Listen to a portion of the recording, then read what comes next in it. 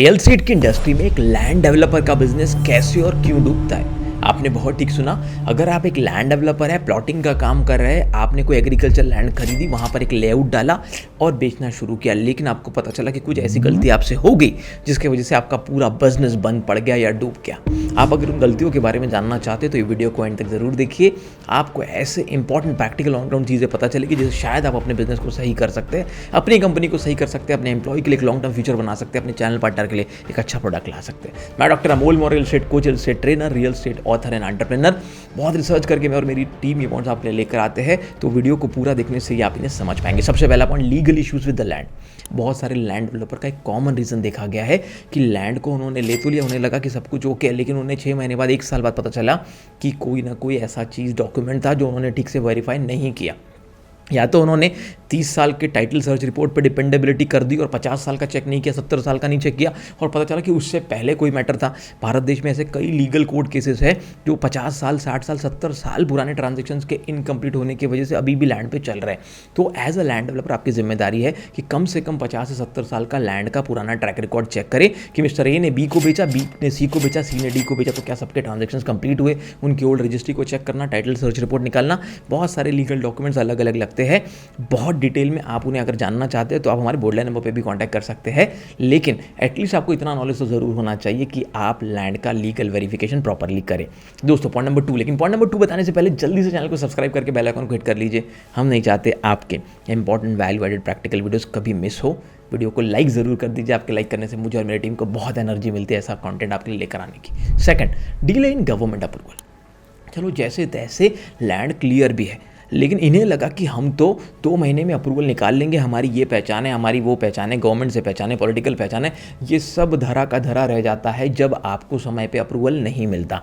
बहुत सारे land developer के प्लॉटिंग के प्रोजेक्ट्स रुक जाते हैं क्योंकि समय पर उन्हें एनओसी नहीं मिलती। कभी एनए के लिए नॉन एग्रीकल्चर के एनओसी नहीं मिलती, कभी टीपी के लिए टाउन प्लानिंग के एनओसी नहीं मिलती। एनए के लिए भी जब पूरा एनए कराना तो 11 अलग अलग डिपार्टमेंट से एनओसी लेनी पड़ती है। ये सब जब अप्रूवल नहीं मिलते, बिल्डिंग प्लान अप्रूवल हो, लेआउट का अप्रूवल हो, किसी भी प्रकार का कोई एनओसी अप्रूवल अगर रह जाता है तो प्रोजेक्ट सफल नहीं होता। तो बहुत सारे लैंड डेवलपर असफल हो जाते हैं जब उन्हें ये पता चलता है कि समय पे उन्हें अप्रूवल नहीं मिल रहा है, क्योंकि जो चैनल पार्टनर की टीम होती है वो आपके साथ क्यों जुड़ी होती है? कमीशन कमाने के लिए। मान लीजिए आपने 2 महीने का टाइम पीरियड बताकर चैनल पार्टनर से काम कराना शुरू कर दिया, सेल्स की टीम से काम कराना शुरू कर दिया, बहुत सारी बुकिंग भी आ गई 30%, लेकिन अप्रूवल नहीं आ रहा, जिसकी वजह से एग्रीमेंट नहीं हो पा रहे। एग्रीमेंट नहीं होगा तो कमीशन कैसे निकलेगा? तो लोग आपके लिए काम करना छोड़ देंगे। बहुत ज़्यादा अच्छे से काम करना चाहते हो तो हर एक डिपार्टमेंट का नॉलेज लेना पड़ेगा, चाहे अप्रूवल का हो, चाहे लीगल का हो, सब कुछ। Point number 3, poor financial planning. बहुत सारे लैंड डेवलपर जैसे तैसे पैसे जमा करके लैंड तो ले लेते हैं, पर वो ये भूल जाते हैं कि हो सकता है डिमांड के रूप में 50 लाख भरना पड़े, 75 लाख रुपए भरना पड़े, हो सकता है इनिशियल डेवलपमेंट के लिए 50 लाख, 1 करोड़, 2 करोड़, 5 करोड़ रुपए लगाने पड़े। ये सबका कोई प्रॉपर फाइनेंशियल प्लान ना होने की वजह से बहुत सारे लैंड डेवलपर इन फ्यूचर में अटक जाते हैं, प्रोजेक्ट अटक जाता है। वो पूरी तरह से डिपेंड होते हैं, सेल्स होगी तो ही हम डेवलपमेंट कर पाएंगे। लेकिन अगर आपका ऑपरेशन 200% सिर्फ सेल्स पर डिपेंडेंट है तो भारत में ये तो समझ लीजिए कि रेरा आने के बाद आपके लिए काम करना बहुत डिफिकल्ट हो सकता है। और ये बहुत सारे बिल्डर एंड डेवलपर में रिसर्च में पाया गया है कि इस कारण की वजह से उनकी कंपनी बंद पड़ जाती है, लैंड डेवलपमेंट का बिजनेस बंद हो जाता है। दोस्तों, पॉइंट नंबर 3 तक आपने वीडियो को देख लिया, लेकिन अगर इस वीडियो का असली फायदा लेना चाहते हो तो पॉइंट नंबर 7 एंड 8 बहुत इंपॉर्टेंट है। पूरा वीडियो देखकर ही आप इस वीडियो का फायदा ले पाए। Point number 4, wrong estimation of market demand. कभी कभी ओवर कॉन्फिडेंट होकर लोग लैंड तो खरीद लेते हैं कि अरे यहाँ तो बिक ही जाएगा, मार्केट की बहुत डिमांड है, उसका माल बिक गया, इसका प्रोडक्ट बिक गया तो हमारा क्यों नहीं बिकेगा। बस यही सब सोचकर वो अपने बिजनेस को शुरू कर देते हैं, और जब उनकी सेल्स टीम रिजल्ट नहीं दे पाती, चैनल पार्टनर रिजल्ट नहीं दे पाते, ओवर एस्टिमेशन कर लेते हैं, गलत एस्टिमेशन कर लेते हैं, मार्केट की डिमांड को परख नहीं पाते, या मेरे दोस्तों कंज्यूमर के बाइंग बिहेवियर को नहीं समझ पाते। मैं इसलिए इतने कॉन्फिडेंस से कह पा रहा हूँ क्योंकि भारत में पहली PhD consumer buying behaviour in real estate पे मैंने की है। 2000 से ज़्यादा रियल एस्टेट कस्टमर का इंटरव्यू लिया है, कम से कम 200 ज़्यादा रियल एस्टेट एम्प्लॉय से बात की और 50 से ज़्यादा CEO से बात करने के बाद consumer buying behaviour in real estate पे वो PhD की डिग्री मुझे अवार्ड हुई। तो आपको बहुत ज़रूरी है ये समझना कि कंज्यूमर का बाइंग बिहेवियर क्या है, क्या साइज़ का प्रोडक्ट बिकेगा, क्या रेट का प्रोडक्ट बिकेगा, कितनी एमिनिटीज़ के साथ प्रोडक्ट को लाना चाहिए। कहीं बहुत कम एमिनिटीज़ तो नहीं दे दी, कहीं बहुत ज़्यादा तो नहीं दे दी, रेट बढ़ गया तो लोग नहीं खरीदेंगे। ऐसे 100 से ज़्यादा कारण होते हैं जिसकी वजह से प्रोजेक्ट्स फेल होते हैं। Point number 5, ignoring regulatory compliances. दोस्तों, बहुत सारी ऐसी रेगुलेटरी कंप्लायंसेस होते हैं जो आपको समय समय पर फिल करना होता है। एग्जाम्पल, जैसे GST अप्लीकेबल है तो आपको 3-3 महीने में पर मंथ या क्वार्टरली बेसिस पर जीएसटी फुलफिल करना ही है। अगर आपका प्रोजेक्ट रेरा अप्रूव्ड है तो आपको रेरा के कंप्लायंसेस को समय समय पे फुलफिल करना ही है।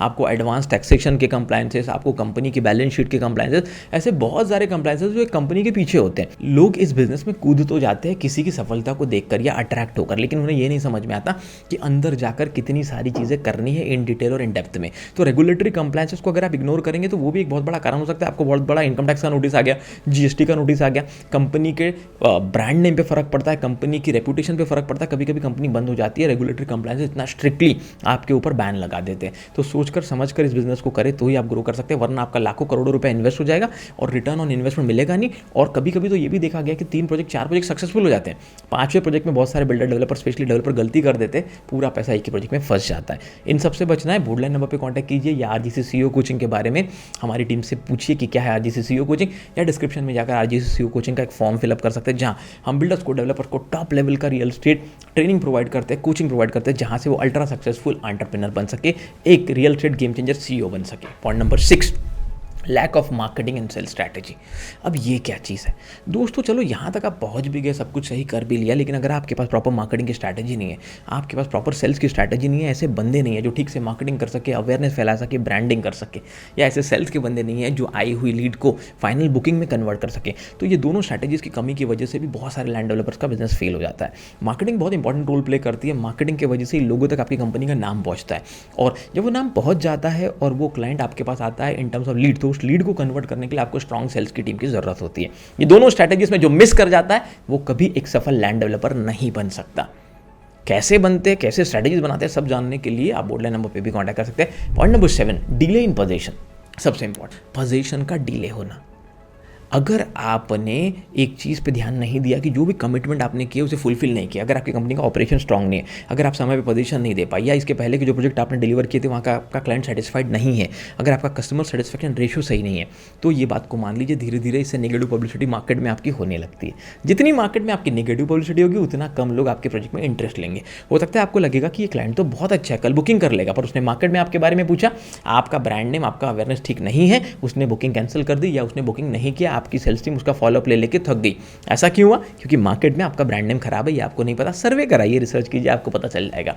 और अगर आप ये नहीं कराएंगे तो आप अपने आप से कितनी भी कोशिश कर लीजिए छुपाने की, लेकिन आपका बिजनेस ग्रो नहीं हो पाएगा। तो अगर बिजनेस डूबने से बचाना चाहते हो तो अपनी मार्केट रेपुटेशन के बारे में भी आपको ध्यान रखना बहुत ज़्यादा ज़रूरी है। Point number 8, over expansion without control.